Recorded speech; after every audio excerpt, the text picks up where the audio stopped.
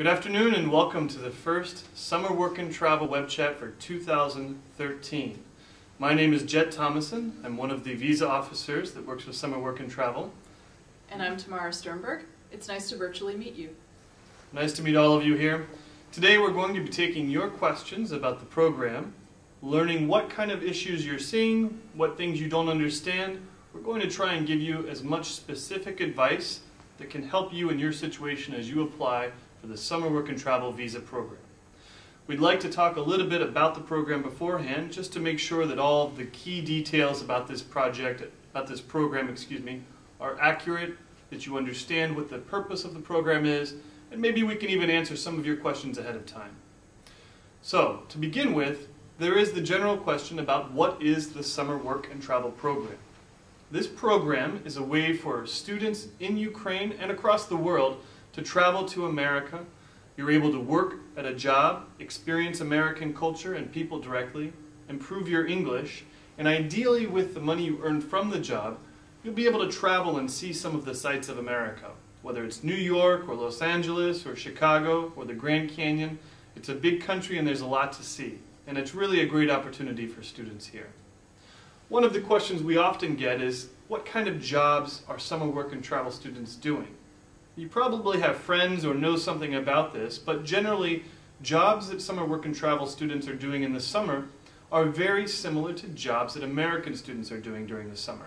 These are unskilled, maybe jobs in restaurants, jobs at hotels, jobs at holiday resorts. When I was a student, I actually worked at a restaurant. I don't know if you did. Never at a restaurant, but I mowed lawns, and I certainly did some babysitting and some childcare, which actually you are not allowed to do on Summer Work and Travel. So the jobs that Summer Work and Travel students are doing do have some restrictions, but the question first might be, how do you even get there? How do you get this visa, and how do you find a job in America? Well, we have known U.S. sponsors that are in contact with employers around the country.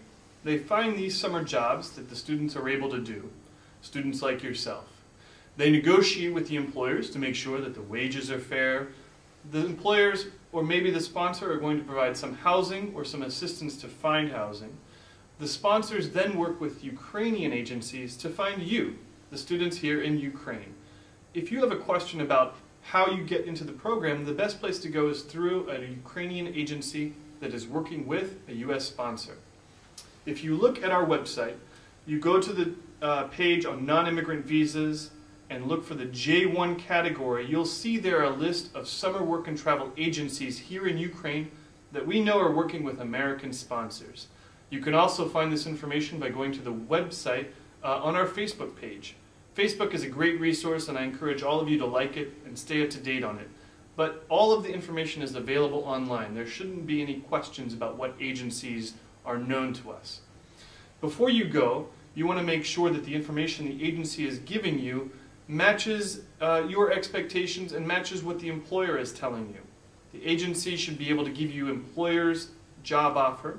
They should be able to put you in touch with an employer, and even you should be able to see on the documents the place where you will be working and the place where you will be living. All of these can be checked on the internet through Google Maps, so we encourage you to look at everything on the internet just to be sure. Even better is to talk to your employer directly, whether by email or by Skype. If you're going to be coming to a new job, and when you're arriving in America with the Summer Work and Travel program, you need to make sure that you know exactly what you're going to expect is really what you're going to find. Does the job match your expectations? Is the housing you're seeing in America the same housing you were told you would receive? If that matches, that's great. You're probably well on your way to having a great experience in America. If there is any differences, if there's something important that doesn't seem to match what you expected in Ukraine, once you arrive in America, call your sponsor. They are the primary resource. They are the first people who should be able to help you in America. All of them have 24-hour hotlines. So if something is very different than what you expected, call them first. Again, all of this information can be found online. Again, some of the program information can be found online. Things like jobs that are actually not allowed under the Summer Work and Travel program. Some of these jobs are obvious. You shouldn't be working in a factory with hazardous chemicals. You shouldn't be working in the adult industry at a bar that's only for adults. You shouldn't be driving a taxi cab. Some of the jobs you may not actually realize are prohibited. This year, for example, there is no work allowed in the summer work and travel program at fishing plants in Alaska. Some of you may have done that in the past. It's not permitted for 2013. As you're going through the application process, you'll get multiple documents and you will have to enter in the same information in a lot of different places. It's very, very important that this information in each document matches the other documents. If you're entering in your information online and you put in something different than your job offer, all that's going to do is delay your visa, maybe even not let you get to America on the summer work and travel program. Make sure that the documents you receive are really the job you are going to have, and that are really all of that information you've put online matches everything when you come for your visa interview. Okay? I think now the question often comes up, how long can I stay in America with the summer work and travel program? Ukrainian students must leave the United States no later than August 31st, 2013, if they're coming on the summer work and travel program. What this means is you can't stay in September or October even if your classes don't begin. You must return by August 31st. The reasons are the summer work and travel program requires all Ukrainian students to return by the start of the first day of university. Now this year, the Ukrainian Ministry of Education has told us that September 1st is the first day of classes. As a result, for you to be back in Ukraine by September 1st, you have to leave the United States by August 31st. Again, all of this information is online. We're going to answer a lot of questions. If you don't understand something or you didn't have a chance to write down the answers, don't worry. We're going to put this web chat online so you can watch it at a later point. Check the Facebook page. Check the embassy website. And again, don't hesitate to email your sponsor directly for something specific to your situation. Okay, I think we've covered the big points, and now we'd like to start taking some questions from our viewers that are out there. We're going to take turns, and we'll see how this goes, okay? We have a first question here coming in. Tammy, I'm going to give this one to you. Okay. We have a guest who's asked us that they would like to know visa requirements for fourth-year students. Any information you can give, they'll be grateful to hear. Well, the visa requirements for fourth-year students are the same requirements as they are for students of any other year, first, second, or third. You must be a student that's enrolled in a full-time university program at the time when you are applying for a visa. And that really is the only requirement. That's right, that's right. We're looking for valid Ukrainian students. It doesn't matter first year or second year. Nope. Okay, and our next question is, what should the applicant write in the field about parents if information about one of the parents is not available and not known to the applicant? That's a good question. That is an interesting question, and I'm probably thinking it's not going to be very common. If in the application information about the parents you don't have any information, you could write in there not available or unknown, and then be sure to explain that to the officer when you come for the interview, because that is an unusual situation and not something we see very often. But it's also important to mention that this should not be seen as something that might disqualify you, and you should be honest about it. Don't make something up just because you're afraid that you might not get a visa because of this. If you are honest with the consular officer at the time of your visa interview about this, it will not be held against you in any way, shape, or form. Absolutely. And be sure to fill out all the information. If you don't know something or something's not available, you can write not available or unknown, and then talk about it in the interview. Absolutely.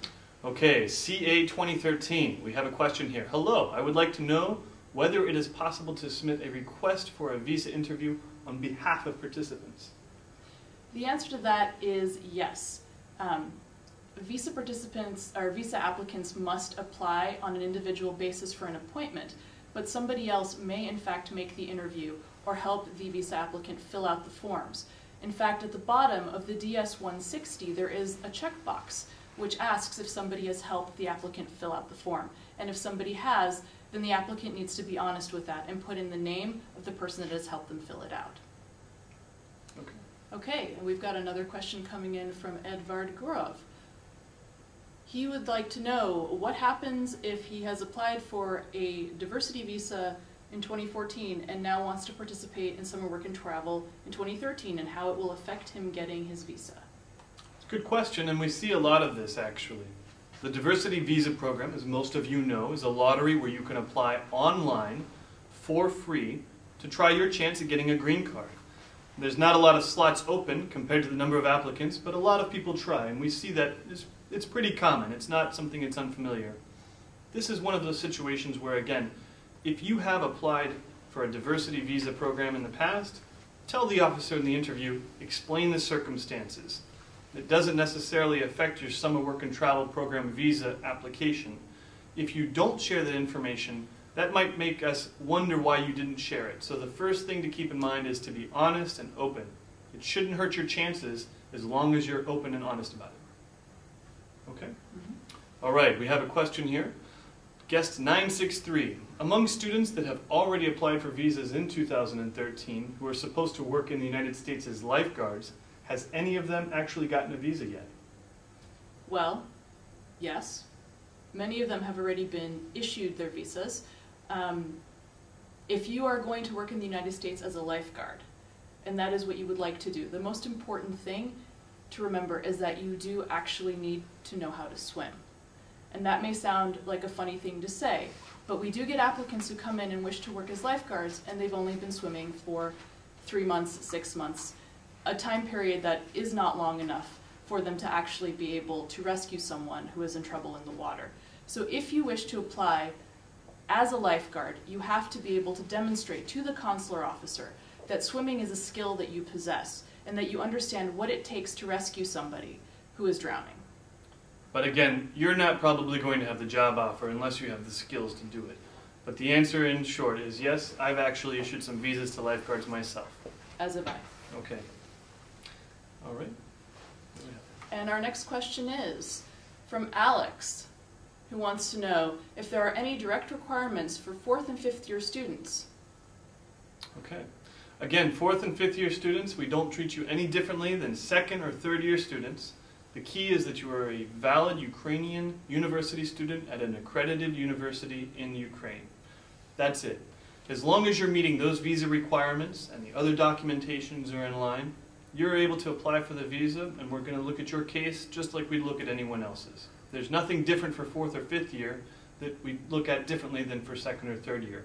We're looking at the whole of the individual to make sure that they're able to complete the program along the program requirements. And again, if you have questions about whether you qualify, check our website, check the Facebook page.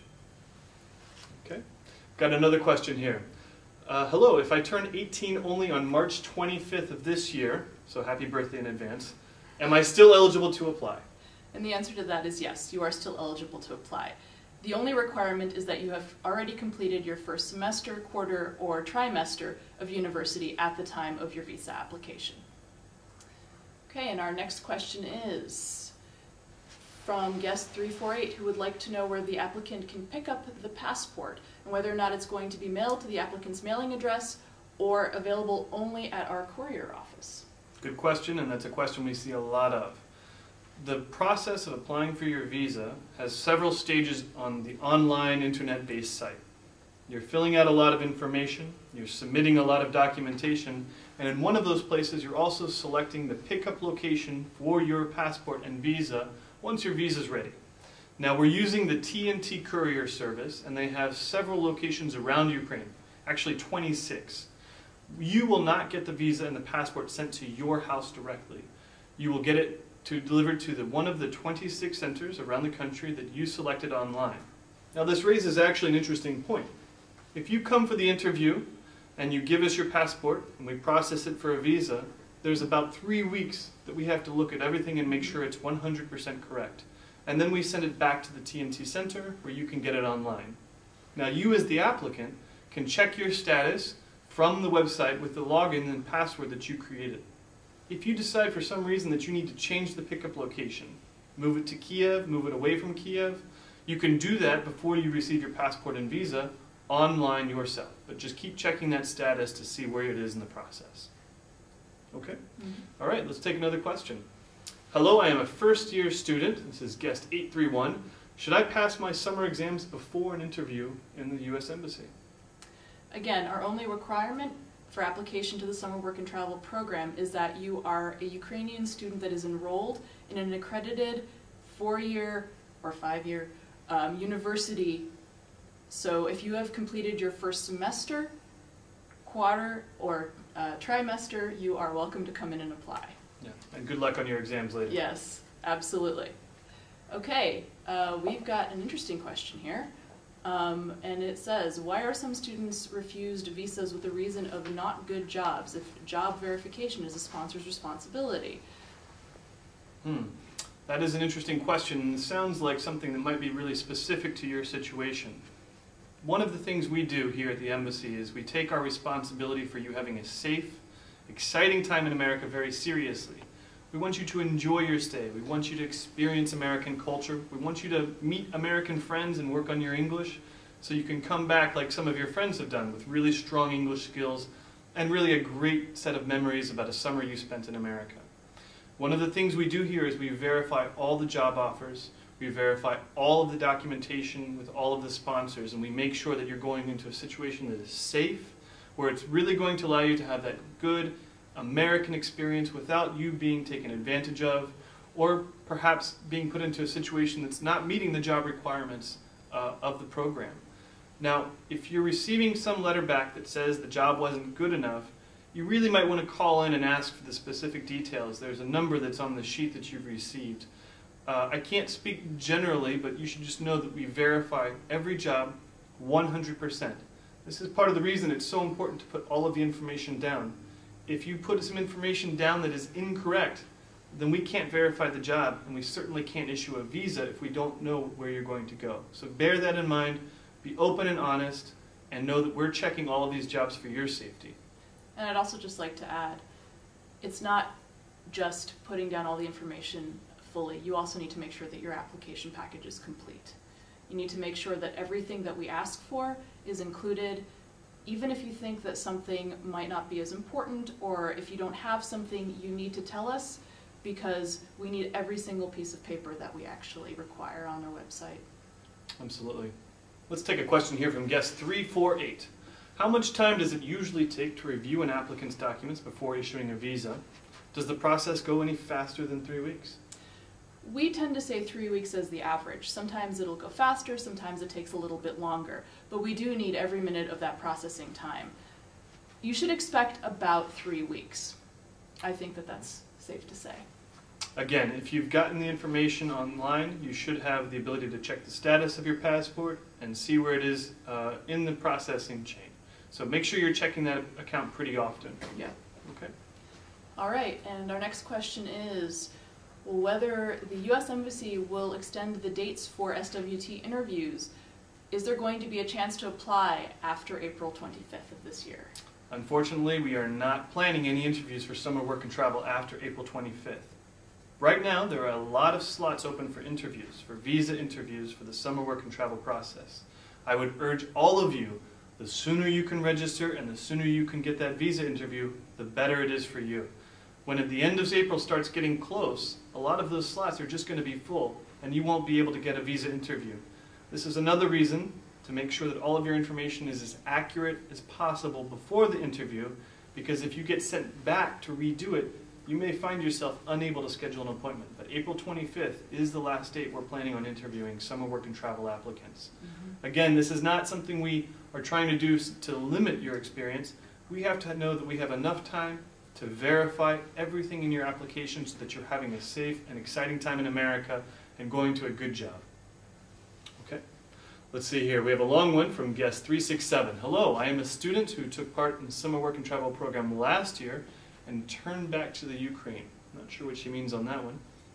But it looks like she returned back to Ukraine, excuse me. So for her, it is very important that work and language experience for future employment in Ukraine certainly makes sense.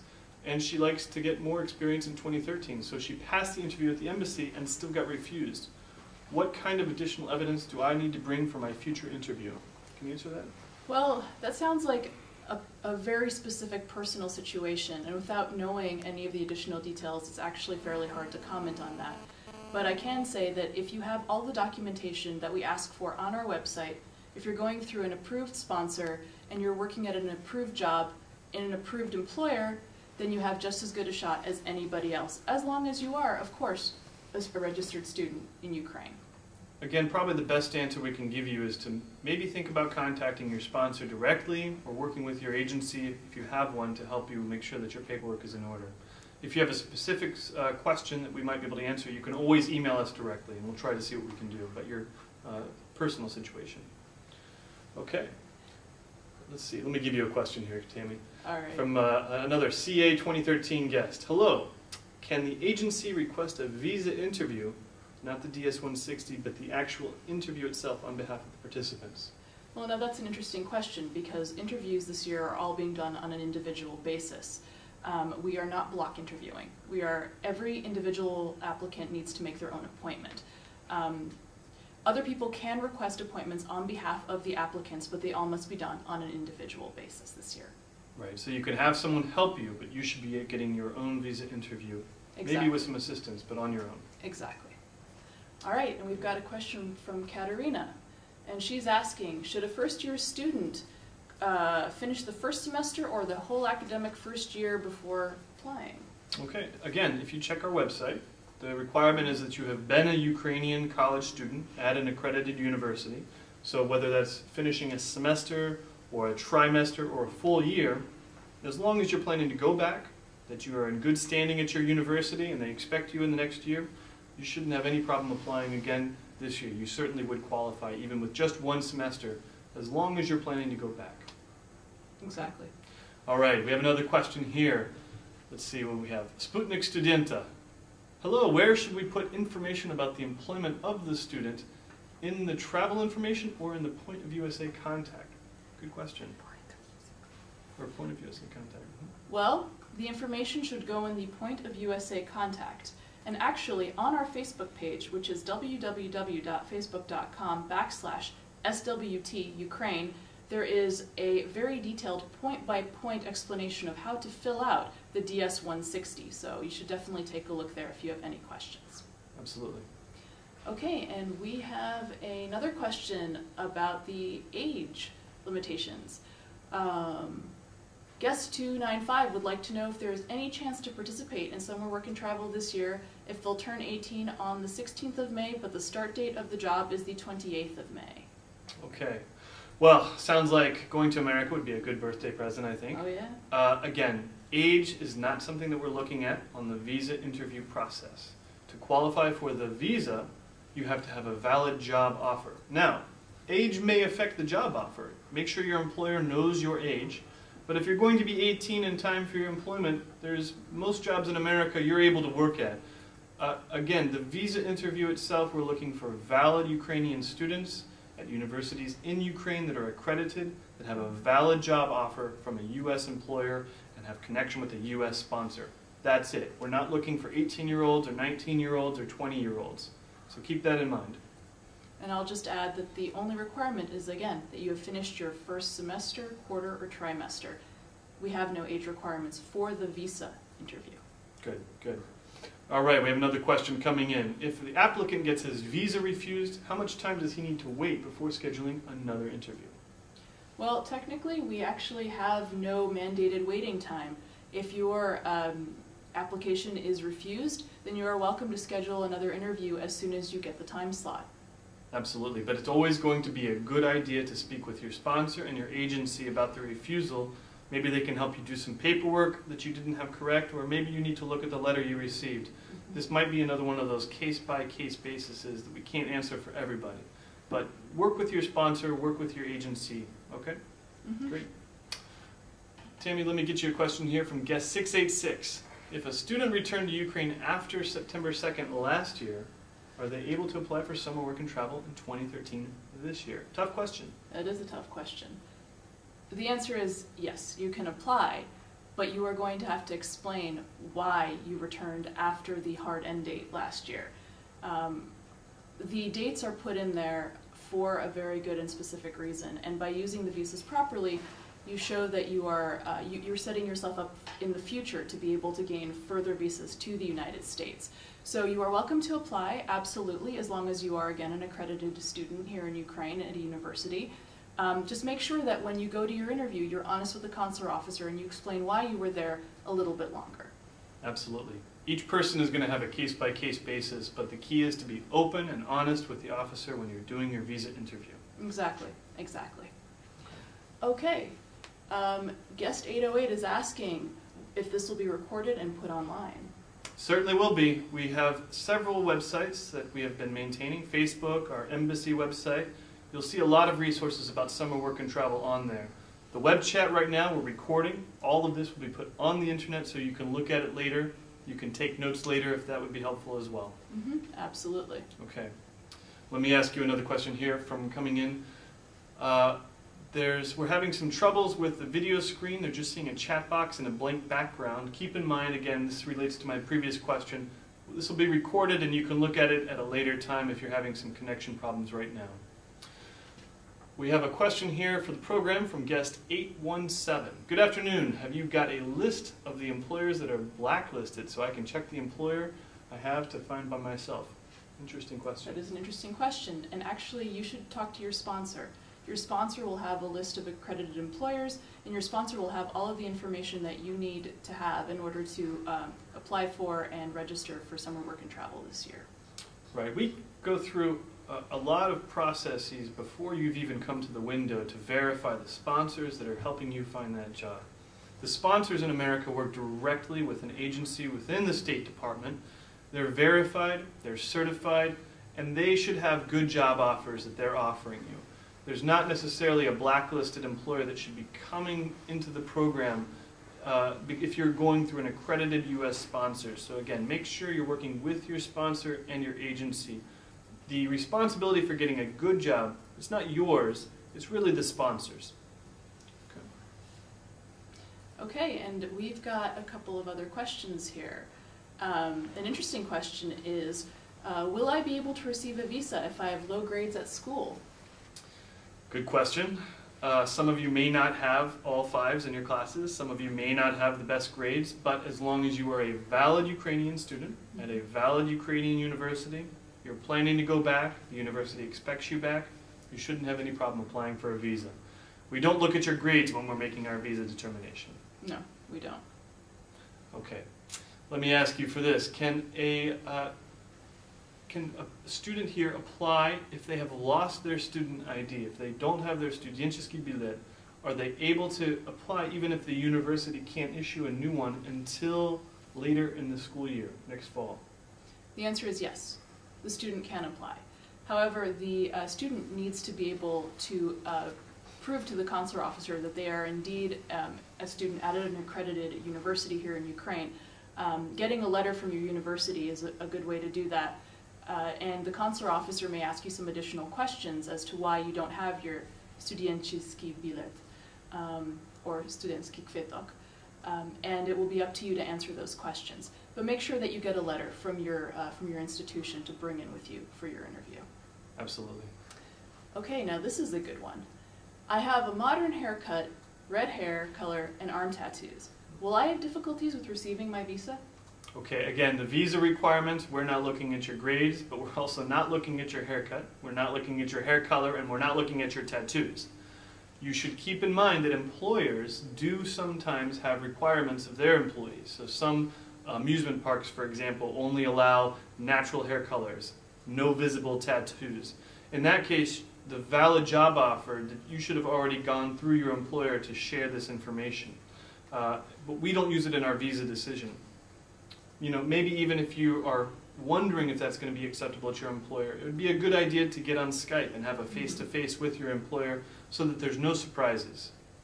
The most important thing is to make sure that you are comfortable with your employer before you get to the United States, so that once you get there, you can have a happy and a healthy summer. Absolutely, absolutely. Let's take an opportunity here to show them the book. Absolutely. A lot of you have seen these guides. We call these the Wilberforce application books, but what they really are, it's explaining the rights that you have in America. In fact, at some point, if you look at this online, there's a place here where you can cut this out to take the numbers, put them in your wallet, actually take that in America. So if you ever wonder if something is not quite right with your rights, you can call any of these numbers here and make sure that your concerns and your fears are being addressed. You should have a safe, exciting time in America. If you have any questions about your rights, check this book and always call your sponsor, but make sure you're reading this online.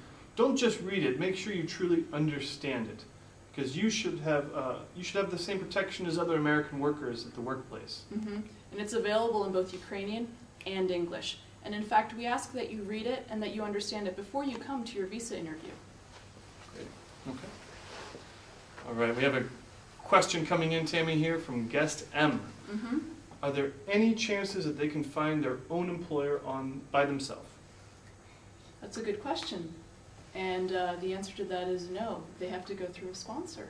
Absolutely. Some of you may have worked at employers last year who thought you were a great employee. They want to call you back. There's nothing wrong with that. That employer has the responsibility to go to a sponsor to get a DS 2019. That's one of those important documents you have to bring to your job interview. All of the information about the employer, the place you're going to work, the point of contact, which is probably your supervisor at that restaurant or place you've worked. That information has to be on the 2019 that's approved by a U.S. sponsor. So you can come to the window without using a Ukrainian agency. You cannot come to the window without using a U.S. sponsor. And it's important to note that the sponsor is responsible for your health and well-being in the United States. That is one of the important reasons that you must go through a sponsor. If something goes wrong, or if you need help, or if you need anything really while you are in the United States, your sponsor is your first point of contact.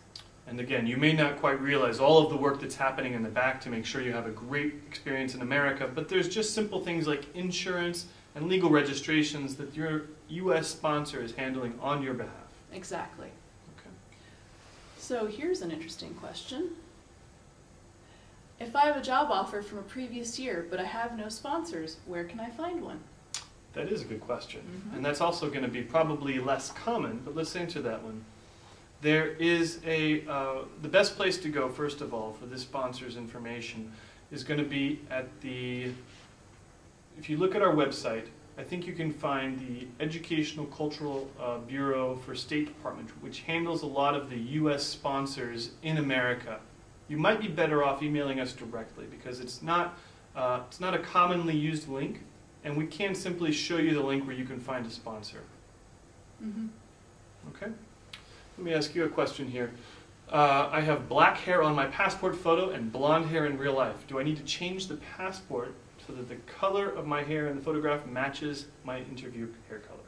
No, no you don't.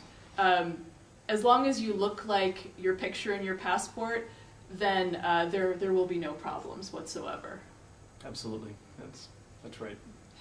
Okay, another question we have is a question about travel back to Ukraine. And guest 815 wants to know if buying a round-trip flight is an additional way to show that they plan to return. Good question. When you are making your travel arrangements, most of you are going to go through an agency that is going to help you with your travel plans. When you're purchasing an air ticket, it's almost always cheaper to get a round-trip ticket. So the best thing for you, just to spend less money, is to buy a round-trip ticket. We're not looking at the air ticket as a way to determine whether you're going to get a visa or not. We have requirements that are the job offer. You can look at the list online, but there's multiple documents, and frankly, air ticket is not something we're looking at when we're making a decision.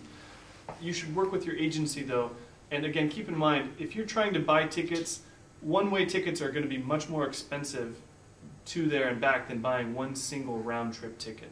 And I'd also like to mention that we absolutely, as Jet said, do not look at any kind of flight tickets as a measure in our visa adjudication decisions for summer work and travel. In fact, you may want to wait until you have the visa in hand before purchasing any sort of ticket, because it would be terrible for you to buy the ticket and then for any reason have the visa refused. That's a good point. Yeah, don't spend the money until you have the visa in your passport in hand.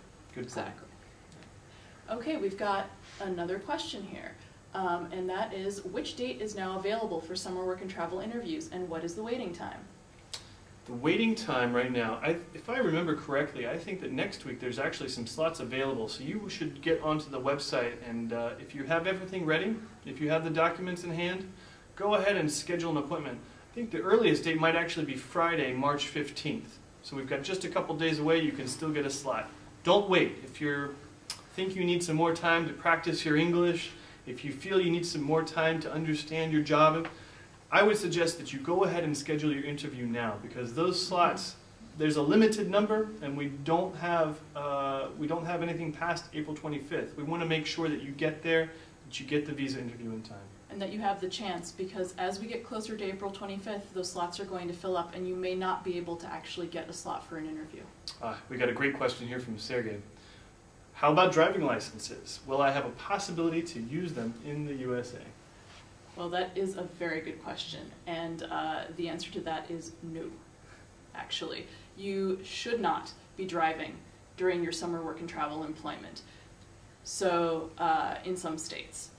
And therefore, normally, most summer work and travel applicants do not get driver's licenses and do not use driver's licenses in the United States during their summer work and travel season. Absolutely, absolutely. But again, you know, it is the United States. There's a lot of different systems. If you have a question, if someone tells you it's no problem, it's really fine, check with your sponsor. They're going to be the best people to go. But again, like Tammy said, almost all summer work and travel students do not get a driver's license. We should also remind you that in the United States, the police are very effective at finding people who are driving without licenses. Keep in mind you're young. You have a great future in front of you. You're going to come back from America with strong English skills and a really great understanding of American culture. These are valuable, valuable talents that are going to help you in your future life. Don't have something like driving without a driver's license be on your record with the United States law enforcement, with the police, because that's going to affect you negatively in the future. Absolutely. Okay. We've got a question here. One of our students was in Poland a few years ago. Let's see here. And the bus she was traveling in broke down before crossing the border with Ukraine. By the time the bus was fixed and she passed the borders, her visa had expired by 1 day. So I suppose this is a Polish visa or a Schengen visa. Will that case affect her visa chances for going to the United States? And the answer to that is no. No, it won't. In fact, we do not base any of our adjudication decisions on visas that are related to other countries. As long as you have all the documentation that you need and you are a Ukrainian student at a accredited Ukrainian 4-year institution, 5-year institution, then you will be judged upon the basis of your application, not on the basis of any other visas or anything like that. And like we say on our website, you know, the best thing to do is to be honest and open. So if there's something in your passport you feel you need to explain, even if it was in Poland, be open and honest about that. That's much, much better than not sharing some information. Okay? Mm-hmm. Well, we're coming close to the end of our web chat. We just have a few minutes left, so I'm going to give you one more question, okay? We actually have one of the students had their passport stolen, and they have a police statement as well as a letter from their sponsor. This probably was from a past year of summer work and travel. Do we still have to confirm their student status? Is there some additional documentation they need to do if they lost or had stolen documents? Well, if you have lost or stolen documents, you should absolutely inform the consular officer at the window and explain why you are submitting a letter from your university, say, instead of your studencki kwitok. Or if you had a prior visa but it was in a passport that was stolen, it's very good for us to know because we will note it in the system so that there are no issues if somebody else gets a hold of it and tries to use it in your place. Basically, if there's anything like that, just explain it when you come into your interview. Be honest with the consular officer, and in terms of student status, you will need to actually provide proof that you are a student, but it does not have to be your studencki kwitok or your student ID. It can be a letter from your university. But if keep in mind, though, that if your passport was stolen, you must have a passport to be able to process a visa. Yes, because we need something to put your visa into. Okay, well, these have been some great questions. Thank you all very, very much for your participation. We're excited to see all the interest. We'd like to just say that the Summer Work and Travel program, it's a great opportunity for young people from Ukraine to travel to America, see the culture, improve your English, earn money so that you can travel around the country. It's a beautiful country, it's a big country, and there's a lot to see. We hope you take advantage of it. If you have any questions, concerns, you should always check our website. You should always be in touch with your sponsor. The goal is for you to have an exciting time in America, and we're here to help you do that. So good luck as you apply on your visas, and thanks again for watching today.